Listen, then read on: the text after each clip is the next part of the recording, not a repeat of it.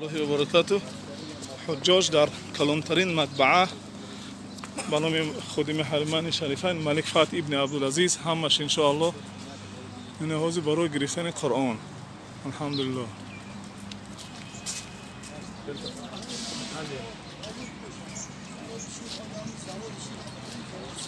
حوض قرآن.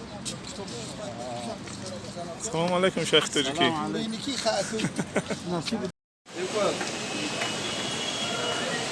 حاجی او سوسا برس عروس من اشتا چی برس تو می قرآن تاجیکی بگه تاجیکی بتیکم نه 2019 نگم تاجیکی بگو بای صادرات کتاب مقدس اسلام کلام الله قرآن شریف مصنع این که فابریکه قرآن براری به نام ملک فتح ابن عبدالعزیز در یک سال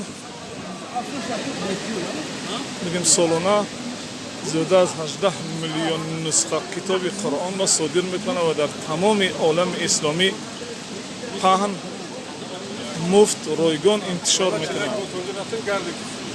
1441 با میگردیم ما برادران یا راست میرین که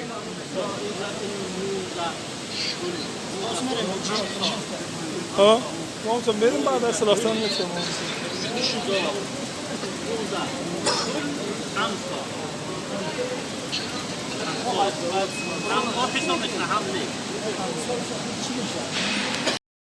برادران عزیز فراموش نکنید که نوارها رو با برادران خود فرستید. باز در کانال حتما ابونه شوید، کلاکولچکا زیر کنید تا که از نوارهای بعدینه با خبر شوید.